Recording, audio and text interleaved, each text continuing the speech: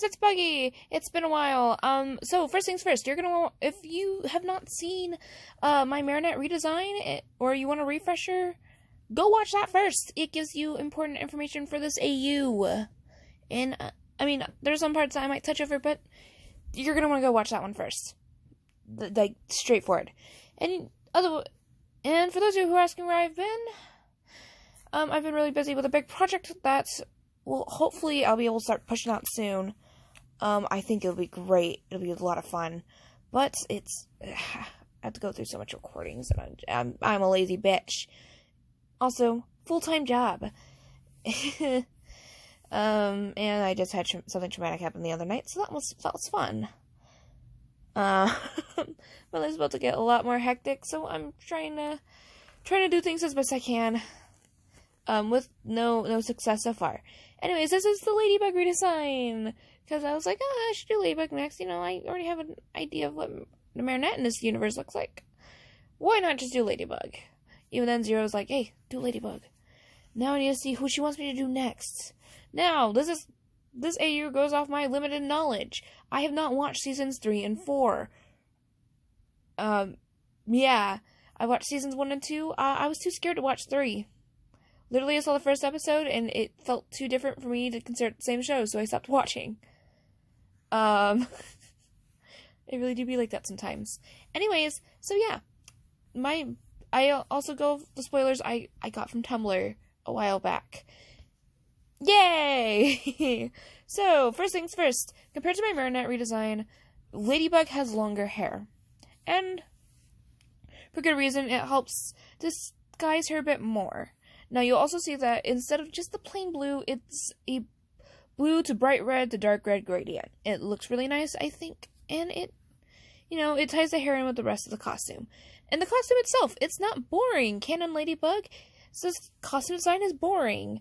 Like, literally, she looks different. She looks no different in or out of costume. Meanwhile, with Chat Noir, his eyes change, and at least he messes up his hair to try to help, hide himself from people. Fuck, dude. No, in this universe, her eyes are a different color, slightly. They're a bit more of a reddish brown than just plain-ass brown. And the hair is longer and has a gradient instead of just being plain blue. I try to reference the fact that ladybugs are bright red on their back. Like, they're not, like, underneath, like, their wings, they're dark colored. The wings are really bright colored. So I tried to reference that. I don't know how well that came across. So, oops. Anyways, I also made it very segmented to kind of reference the fact that a lot of, like, bugs and shit have very segmented joints and stuff. Yeah. Now the cloak has this nice little detail that I don't know if wait, am I working on it? No, I'm not working on it just yet. I won't talk about them. So, Ladybug has 2 weapons. She has her yo-yo, which helps her get around, just like Canon, and purifies Akuma's, because, I'll keep it. Fuck it. I couldn't think of anything better. But she also has a knife that she commissioned. And, how she got this knife is kind of funny, actually. So, she found this guy making some really high-quality, like weapon knives that would be illegal. Yay, like illegal grade stuff. Like, this good shit. So, she finds this guy. She has blackmail on him just in case he decides to refuse. Anyways. So, she goes to him. She's like, hey, like, I really like your work. Do you think you could do this for me? And he's kind of like, aren't you a superhero? She's like, yeah, but that doesn't matter. Are you going to do this for me or not? And, she got a little aggressive when she said that. And he's like, I'm going to go with no. And she's like, okay, then I'll turn you into the cops. And he's like, God, I should have known that was going to happen. So, he starts working on a knife for her. He hadn't completed it yet. But someone dropped some things. I don't know. And somehow there ends up being a rumor that there's a good chance that Ladybug and Chat Noir are high school students. And then the guy's like, okay, I said I'd help you. And I understand you're blackmailing me and everything. But if you're a kid, I don't want to do this. Like, turn me in. I'm not going to make a knife for a fucking kid.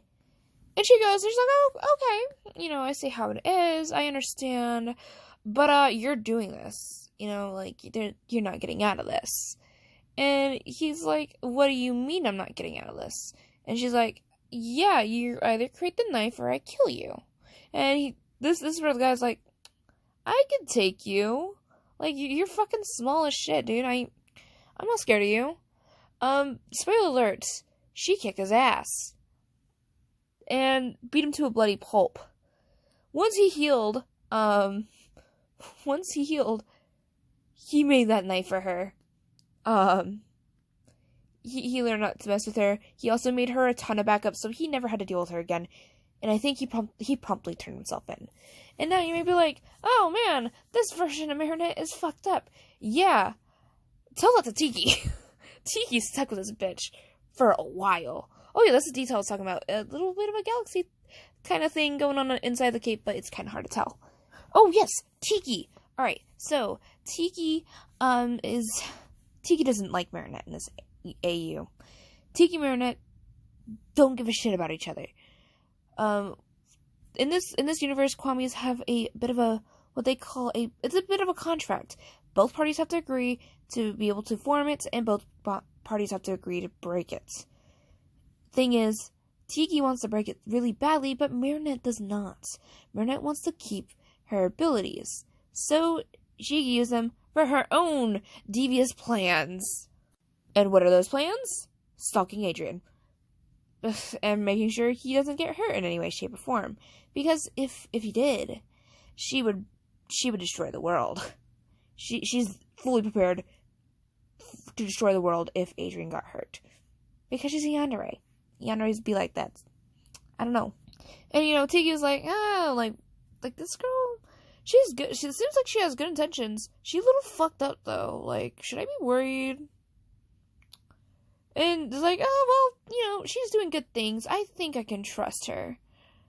No, Tikki, you were a dumb bitch. Because she played you like a fucking fiddle. Because Marinette does that. She does that. She'll play you like a fiddle. Because she's manipulative. She plays perfectly into the yandere trope. Where, like, they're social geniuses. Can, like, very popular, very, very charming, very popular people. She is. Now, Chloe still doesn't like her, but in this case, it's much more justified. It's not just, like, petty shit. It's like, Marinette would probably kill any of us at any given moment, but no one believes her. No one believes Chloe in that case. So, Chloe just has her own way of dealing with, Marinette.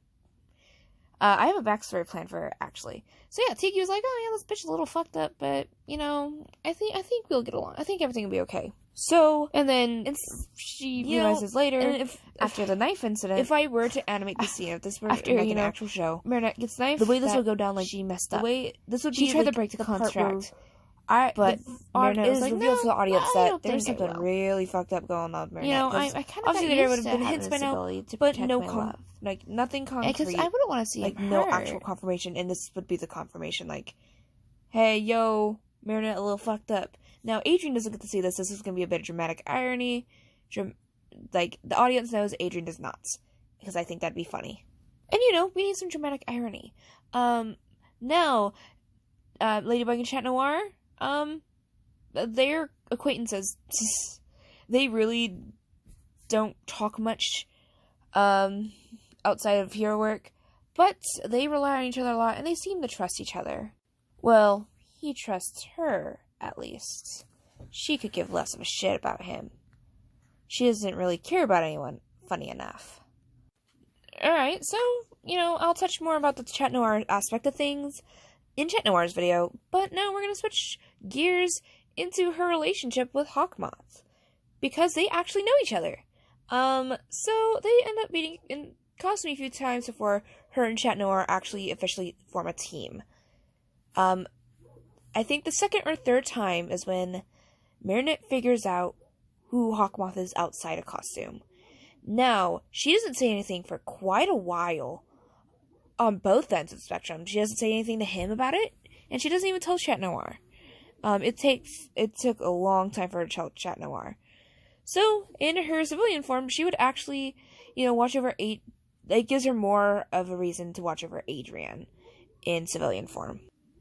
So that's her reasoning for not telling anyone, so she could watch him more closely. Eventually, he finds out who she is out of costume.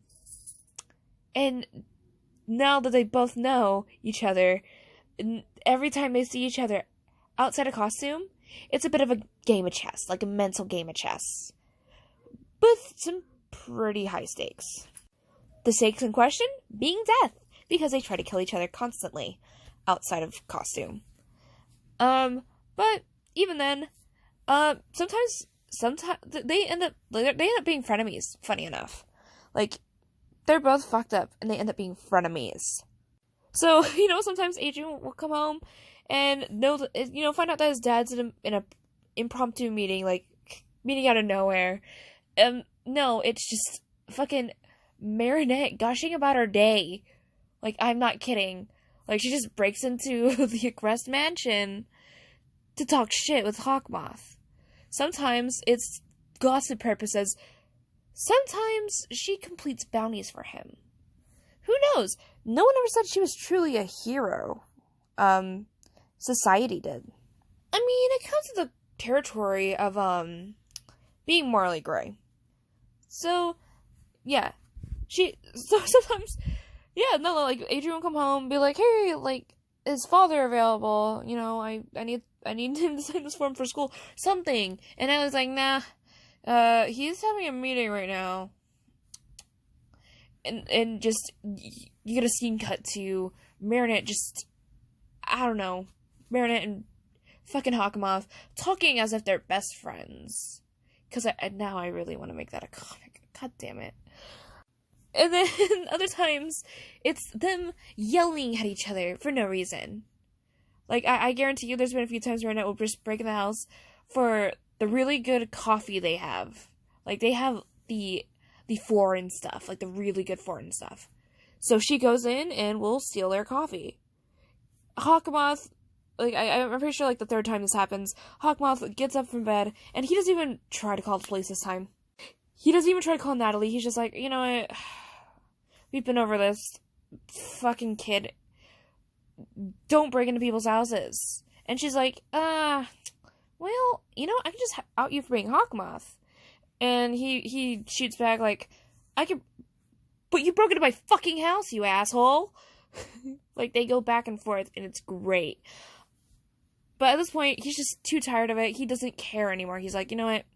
If you're gonna steal my coffee. I'm just gonna start buying extra, since I know you like it so much. And then he does. And then Adrian gets confused, because the coffee's going by a lot quicker. I mean, sometimes you need an energy boost when you're stalking your love. I mean, who knows?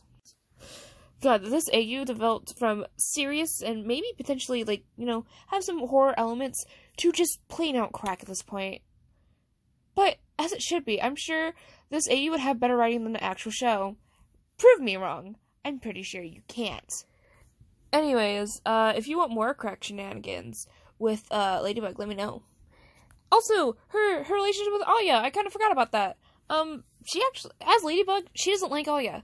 She's like, fuck's sake, not the reporter girl again. Doesn't realize it's Alya at first. And even when it is found out that's Alya, she's like, well, she ended up in danger. She kind of fucking deserves it. Like, why would you be in the front lines?